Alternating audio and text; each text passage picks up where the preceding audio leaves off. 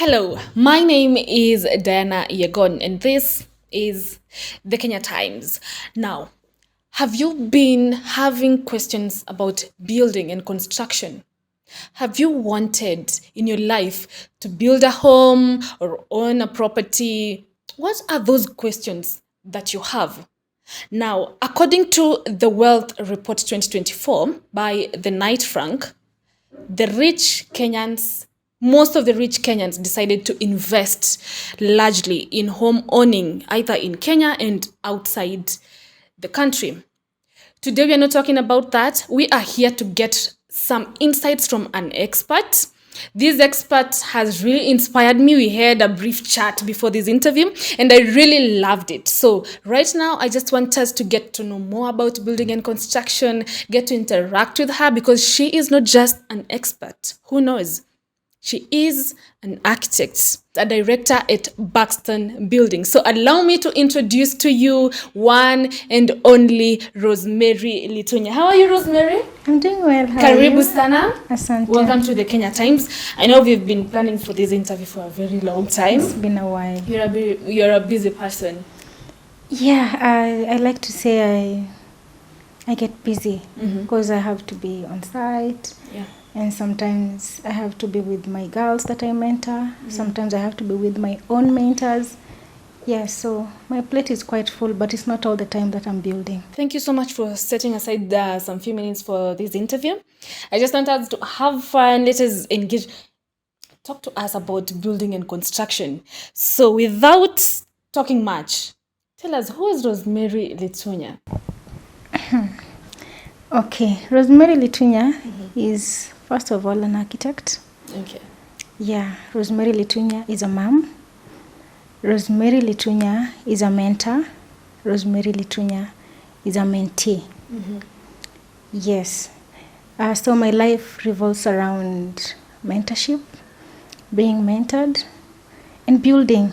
It gives me a thrill when I get to design and my projects get off ground and they are finished in time and within budget. Yeah. Yes. So, Rosemary Litunya, how did you end up at your field? How did you get there? It's quite a short story, that one. It's quite a short story. Yeah. Because when I did my was it fourth form, I used to have a lady friend who was a prefect, and she talked to me about her mom, who was an architect, and I thought, wow, this is a good field. Other people thought I should be a doctor because I met the requirements, but then I love construction because as I keep telling my clients and the public that unlike medicine, we don't have emergencies in construction. So I have all the time to create, and I create buildings that last years. But then the setback is that in as much as we don't have emergencies and all, now I would compare it to medicine again. If you make a mistake in medicine, it goes to the grave. Yeah. If you make a mistake in construction, it will look at you for 100 years because houses last up to more than 100 years. So, yeah, I like to take it. And you've actually seen that with the floods and... Yes, we've seen that with the floods. We've seen that with ugly buildings that are an eyesore. We've seen that with a building that you renovate and renovate and renovate and still it doesn't look as good. Yeah, I've seen big buildings that are ugly and I've seen very small buildings that are pretty. Yeah, so I really take my work seriously because these are masterpieces that are going to look at me for almost 100 years. So if I make a mistake on that roof, if I make a mistake on that balcony, then I have to not use that route ever again because 100 years is more than my lifetime. Yeah. Okay. I really love how passionately you talk about this, and I'm interested to know, how long have you been in this game? I've been in this game for 8 years. 8 good years? Yes. How was it at first? Because you as a woman in building and construction, hats off. Thank you. Thank you. Yeah, it's been a good journey. In my class, when we were admitted, I was the only girl in that class. Which school are you? The Technical University of Kenya. Took. Yes, took. I was the only girl in a class of 18. Wow. And I remember my mom joking about it, like, what? You are to be a doctor where I see so many women, but now you're the only girl in that class. So did you apply for the course? Yeah, I did. I wanted to be an architect with all my arms. You know, with all my heart, with all my eyes and nose and everything. I wanted to be an architect. Yeah. So, I wouldn't say it's been very hard. To know. When you found yourself as the only girl, how did that make you feel? I'm a person who believes in merit. Yeah. So I didn't feel privileged. I felt like I deserved it. Yeah. Yes. I felt like I deserved it because I merited to join. But I also felt like it was a big task. Yeah, and the teaching of architects is ruthless. Would I say ruthless, or how do I put it? Like, you have to do it. Yeah. You know, you have to do it, and you have to do long hours of study. And sometimes your eyes are red, you have tired eyes. You would think you were even breastfeeding, but no, you were just drawing houses. Yeah. So, and I studied for 6 years. That time I was still a baby. For these 6 years, you're still the only girl? No. Later we had interfaculty, faculty transfers, and I got two very amazing ladies to join us. And at least I had a breath of fresh air because, wow, yeah, I almost like was standing out like a thumb, you know, yeah, because, if you're the only lady in a space, you can't hide. Yeah, you can't hide. If you miss class, you can't. Everyone knows the lady's not in. So at least I had company of other women, and it was an amazing journey. We would do our studios at night in school, and these women are amazing. Right now they're with the government, and they're doing amazing things. Now after graduation, I got support from my lecturers. I was able to do my pupillage with one of the big firms in Nairobi. And then I later got registered, and I realized there's a big network of women, that I'm not alone. Yeah, there's women in real estate. There's the Architectural Association of Kenya. There's the IQSK. There's Build Her by Tatu Gatere. And there are so many mentors in our space. I would mention, and I won't finish. So I would say it hasn't been lonely for me, because I've had a very good support system of people who are not my mom, who are not even my teachers. I was able to bring myself into their presence, and they've been able to mentor me. I also lecture, by the way, and I take that opportunity to also mentor younger people who may not be as experienced as I am, and they may be lost with small issues that I can handle. I've learned to be closer to people who have done, to women, like, I don't know, there's so many. If I start mentioning names, okay, but we have Emma Miloyo, we have Robin Emerson, the founder of Women in Real Estate. We have Tatu Gatere, who literally just trains women in craftsmen jobs, in tradesmen jobs, and they do amazing work, like lady painters, lady plumbers. Yeah, there's so many. There's Florence Nyole, the current head of the Architectural Association of Kenya.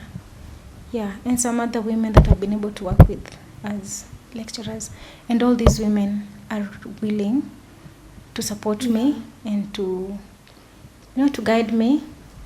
It made it very easy, because when I started I was scared. Yeah. Because now, you know, you're a woman, you walk into a site and it's all men. And contractors, most of them are very big. Yes. You know, they're very big, and you're new to the field, and they come in with a very heavy car. And you're the architect, you're supposed to give an instruction on that site, and it has to be done as you say. Yeah. I've even also worked with clients. I've worked with some clients from the United Nations and big organizations, and they've also taught me firmness and calmness, that as a lady you can use that to make your point. Yeah. Because there's a lot of noise. You just need to be calm and firm. You don't have to shout. No, you don't have to, because if you do, then you're at that level and nobody's coming down and you look the same. Yeah, you look the same. So you stay calm, and once the noise is quiet, you say, so this is what I said. This staircase has not been well done, so I need it to be redone at your cost. Yes, because this is what I drew and this is what you built. So I need it done the way it's supposed to be done. The client needs this particular tile and you've bought a substandard one. Yeah, I need those tiles removed. Wow. Yes, because it gets there. Yeah, gets there. Especially when with the structure and collapsing buildings, it gets there. The engineer specified this. He's not around, but I'm an architect and I'm on site. And I just noticed you've used substandard materials. So I'll give an instruction that those materials be removed from site. And if they've already been put up, they be pulled down. Yeah, and it be redone the way it's supposed to be. Yeah. It's usually a hard conversation, but it saves lives. Because, you know, when a building collapses, it collapses on even those workmen that are putting up. You know? Yeah. That's right. So when we talk about building and construction, please just let us know. So what exactly do you do? Now, for a long time now, the architect has been the lead for the building team. Because a building team has so many people. It has the architects, it has the physical planners, it has the engineers, it has the tradesmen. The tradesmen are the plumbers, you know, the carpenters, the guys who come and do your paint work, the welders. Yeah, it has the contractor who now brings together all these people. But then an architect is supposed to be in a position to bring all these people together and be able to coordinate this structure to come to fruition. Building or I wouldn't say I'm the complete brain behind building, but then I'm the starting point. I'm the pen, okay? I'm the pen that you'll come to and tell me that this is my dream, and I want you to put it down on paper so that then we take it to approvals.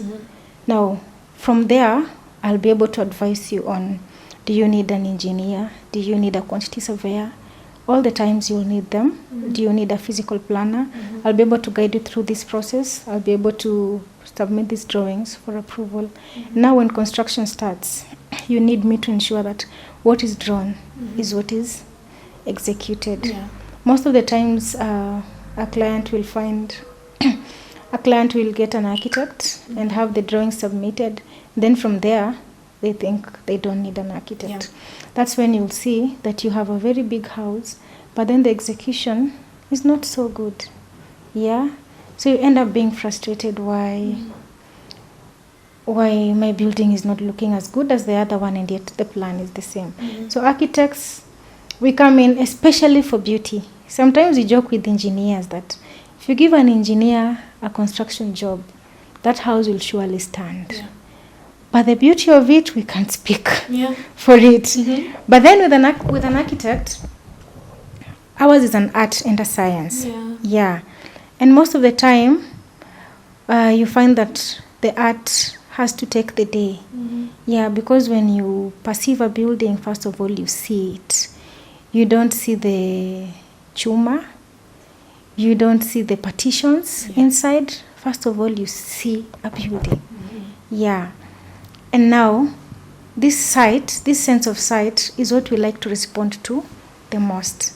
And you see, as an architect, we don't just do buildings. We also take part even in urban design. You've seen cities that are very beautiful, and you've seen cities that are not so beautiful. Yeah. This is an issue of just visual. Yeah, it's a visual issue. And architects, we are trained to respond to visual comfort. Like when you look at that, is it an urban design scheme? Like, for example, let me say Aga Khan Walk. You see, it was renovated. And right now it's more appealing to the eye. Unlike what it was before, it was just a row of flowers and pavements on each side. An architect was hired. And together with other members of the building team, they were able to come up with that. But the beauty of it, you'll attribute it to an architect. So the same way we make beautiful cities, the same way we make beautiful buildings. Wow, that's really amazing. You must enjoy your job. I do enjoy my job because we are like co-creators. Yeah, we are like co-creators. We create spaces, we create buildings, we create emotions. Yeah. If a city is beautiful, you feel nice. If your building is well done, it has good lighting, it has nice, the choice of painting is good. There is no noise from the outside. There is no mold growing. It creates an emotion. Sometimes we even play with colors to create a mood. For example, the colors you'll use in a hospital are different from the colors you'll use, say, in a prison cell. Yeah, because the emotion expected in a prison cell, this person is supposed to suffer. And in a hospital, this person is supposed to feel calm and relaxed so that their healing is better. And these days, I'm even addressing the issue of buildings and even mental health. Like, the way you design your building affects how fast you develop a mental illness and how fast you recover in case you already have an existing one. Brings me to this question. Is it in interior design that people talk about feng shui? Does that apply with you guys? Now that we're talking about the mood setting. Yeah, it applies in both, because an interior designer will come when the whole thing is done. Yeah. But you see, these principles of design can be done both at planning level and at finishes level. Yeah? For example, let me just say the principle of balance. Yeah? You'll call in an interior designer to give you maybe a balanced room, yin and yang. There's a balance and a balance. But if you're able to plan with this, even the landscaping will be balanced. You'll have the building set in a position whereby the amount of landscape this way is the same size. When you place your windows, okay? You find, I wish we had an example that I could look at right now. But just looking at that building, just this one out here, the one written CTM, Megacell. Yeah. You can tell that on this side, there's the yellow, gray, white. Then there's a string of balconies to the bottom, and then there's the gray part. Then there's a string of balconies, and then on the other side, it's balanced. That is all architectural. Yeah, that's not the work of an engineer. Okay, so these are things we can see in space because all architects are trained to do that. That's why it's always important to hire an architect, because now the problem with the field of architecture is that we have so many people who are unqualified and they masquerade as architects. But if you get a real architect, you'll get a big return on investment. Okay. Now, I want us to talk about, is it green, what is that? Green building. Green building. What is green building? A green building is many things. Yeah. Yeah? A green building is many things, and it's nowhere near having vegetation on the wall. Okay? Yeah. It's nowhere near, climbers.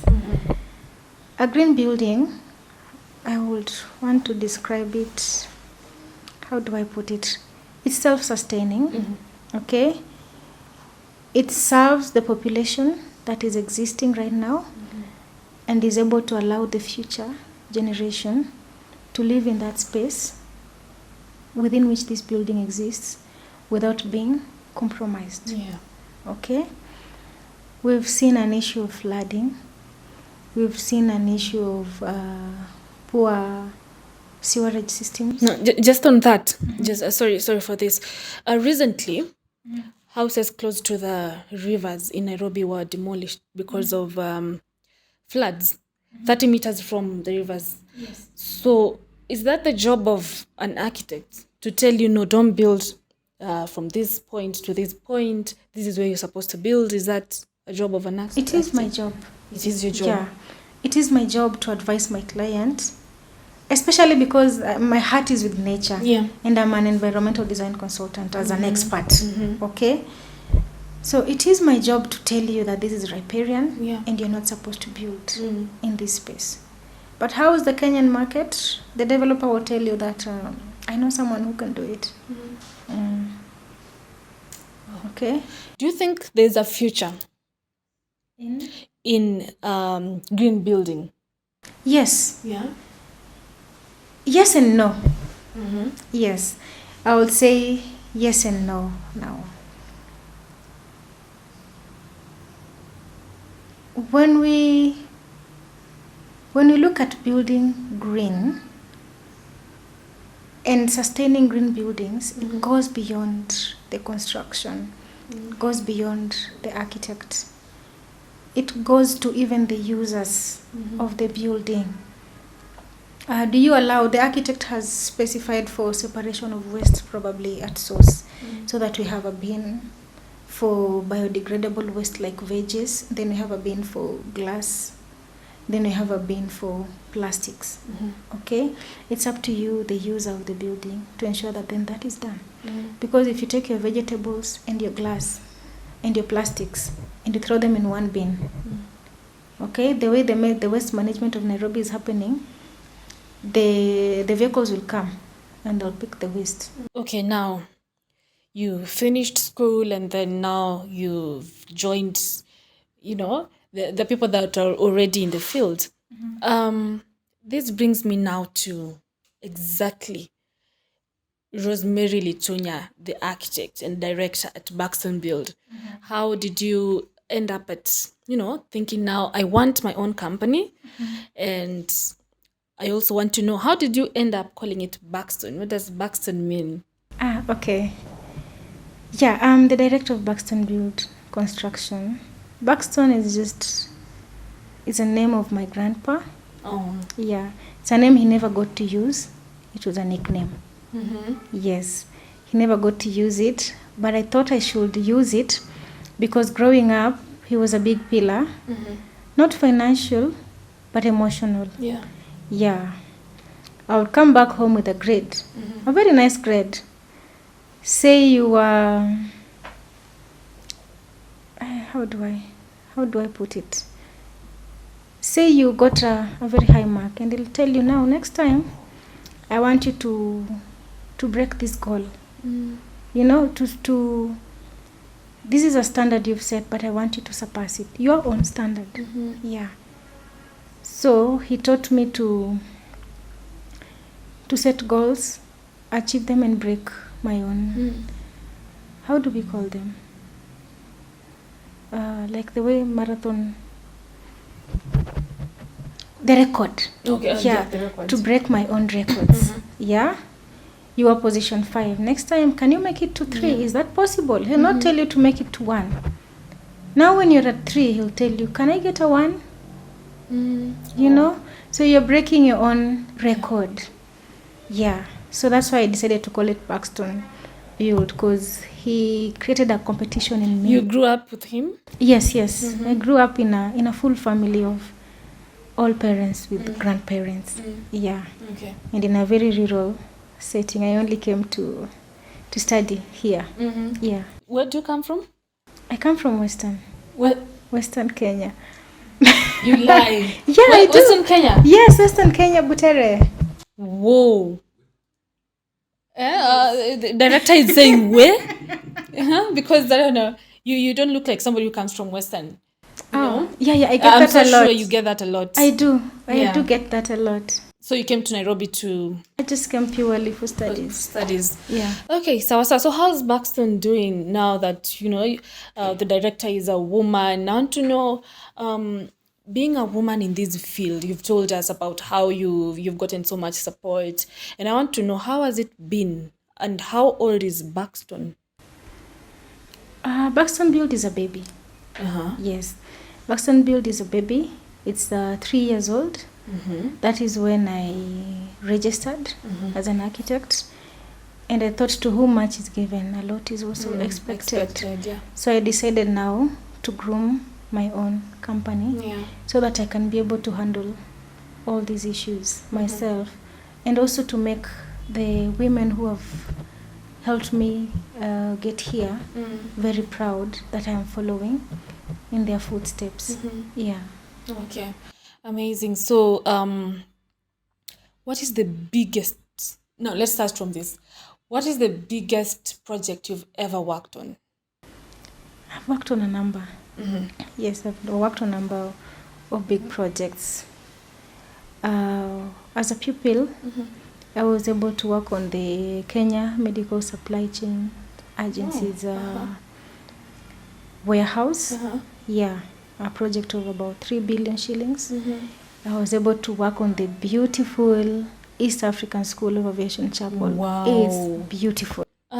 Yes. We'll make sure we incorporate the the images, so our audience can see what you're doing. Yeah. I've also done a number of residential buildings. Those ones I can't count. Yeah, there are many, but they are tiny. I've done apartments in Kiambu. I've done projects all over Kenya. Yeah. Now, you've gone around. Can you tell us, like, roughly how much cash do you cash in as an architect? Okay, let me ask you this way: what is the highest amount of money you've gotten, or you've been paid in cash as an architect? As an architect. Yeah. Oh yeah, guys are watching, right? Guys are watching. They won't follow you. Oh, they won't follow me. They won't follow you. Yeah, I've been able to be paid 2 million in one installment. Yeah. In one installment. Yeah, for an apartment block that I was working on. Yeah. The architects are paid as a percentage of the construction cost. So if if the building is bigger, and that is one installment, it's usually paid in a number of installments. Yeah. That's really amazing. So you must be doing really good in this economy, Kenya's economy. You must be but let me give you the downside to it. Let me give you the downside to it. These monies are paid in installments, like you'll be paid half of your fees, and then you'll be paid 10% of your fees. But then buildings take 2 years to finish. So even if you give me 2 million shillings today, I'm gonna be with this building for 2 years. Are you sure in those 2 years I still have that 2M? Yeah. I need another client. Yes, you need another client. So like you have to be really apt looking for more clients. When one client comes, you need to normally I get them through referrals. Nice. Really. Yeah. Get them through referrals, and I don't know why they are always women for me. Yeah, it's always a woman who calls me. I've gotten to work for just one pair of clients who are man and woman. I don't know how it happens. I just get women. Are you for real? Yes. That's a really nice thing, because for a very long time it's been women against women. No. Women trolling each other, they want to help each other, but now women referring, I know, that's so really encouraging. From where I'm sitting, I appreciate women a lot. I appreciate women a lot, and it leaves me wondering what's happening to the boy. Yeah, it leaves me really wondering, because we have these safe spaces where we go to. You could go to, women in real estate, and you could go to summits organized by OMEL, where women get to talk about issues other than just affecting them, issues of growth, issues of development, networking, events. I appreciate what Robert Burale is doing just for for the male child. Yeah, because I feel like as a woman, I have been really supported, and I would want the same for a brother. Yeah, or for my son. Yeah. In as much as I love women and I appreciate women, I am not a feminist. Yeah, I appreciate men because I was raised by a very present father. Yeah, I have brothers who are very present in their families, and I feel like this women empowerment thing is really good, and it should spread over to the other side. Yeah, because even when you look at all events, so many men will meet, yes, but they'll meet for business. Yeah? They'll meet for, I need my car repaired. We are starting a company. Yeah? But as women, we'll meet to discuss anything. Yeah? We could go to for coffee with you and talk about anything else at work. Yeah, and go home. Yeah? So, yeah, but from where I sit, I really appreciate women. Yeah, especially trailblazer women. They are very willing to lift another woman, and I hope that once I am a trailblazer, I can be able to do the same. Yeah. Well, that's really, really, really amazing. Now, I know this interview has really taken so much time, but it's because I love your story. This is interesting. Sitting right here with you, somebody who's making moves in this country. No, I really love this. Now, let's talk about you've already told us about Buxton Build, and I just want you to let people know how they can find you if in case they want to build a home or own property or consultations. How can they reach you? Should I give my phone number? Yes, whichever works. Okay, so on phone you can reach me through 0719 132 723. 0719 132 723. On Facebook, you can get me through Litunya Rosemary. Yes. Okay, so do you have a place where you've showcased your work so they can go check out your work? My Facebook profile has most of the works that I've worked on. Yeah, so if you go to my profile, you'll be able to see some of my works. Not even just works, some of the things that I've done outside work, that is mentorship. Yeah. Okay. And association with other people. So my profile is not just about work. Yeah. But I have a page called Buxton Build Construction that you can look at some of the works I've done. Though it's not everything, because of issues of plagiarism. Yeah. I am really hesitant to put my plans online because these are custom made designs, and some of my clients want to just be the ones to be having that plan. Yeah, so I don't want to put it up and find it. And maybe it happens. Yeah, you'll just be walking around on a picnic, and then you find, oh, I know that house. Yeah. It's your design. Why? It was on Facebook and someone downloaded it. Yeah. Clients do that a lot. They come to me with, I have this plan. Can we do it? And I tell them no. Yeah. I'll customize something for you. Because why am I an architect? Yeah. Why would I copy a plan? No. You went to school for 6 years. Yeah, so probably you'll give me images of how you dream your house to be.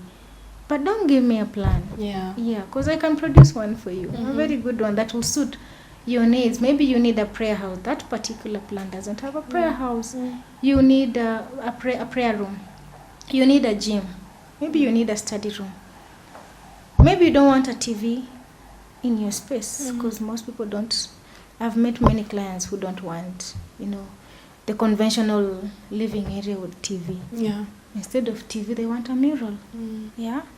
So I need you to just talk to me and tell me what you want. Yeah. Yeah, it will not cost you extra. Yeah. Okay, great. So lastly, is there anything you want to tell us? something that when you woke up today, or maybe for some time now, you've been having something in your heart about what you do, your career, the mentorship that you do, just one thing that you feel could change somebody who's watching today? Now, to change the issue, I'll address two issues. I'll address the national government, and then I'll address the ladies who want to join construction, or anyone else who wants to join the construction industry. So I'll start with the national government and our regulatory bodies, that is the Board of Registration of Architects and Quantity Surveyors, together with the Kenya Revenue Authority, together with the lawmakers, okay, for us to sort this issue of construction collapses and the issue of unregistered professionals lying to our clients, lying to the Kenyans. No, they'll tell you I'm an architect, they're not. They'll tell you I'm an engineer, they're a plumber. We need to marry the process of approvals with the payment of architects and with KRA. Yeah, so that if a building is being submitted for approvals, the government knows how much an architect should charge. That money will be calculated, it will be taxed, okay, that is an extra source of revenue. And then the professional will get their money, KRA gets their money, and we get only the qualified professionals being able to work on buildings. Because then the major issue with construction and professionals is that some professionals will sell out their stamp to people who are unregistered. So if this is married, there's a source of income for the government.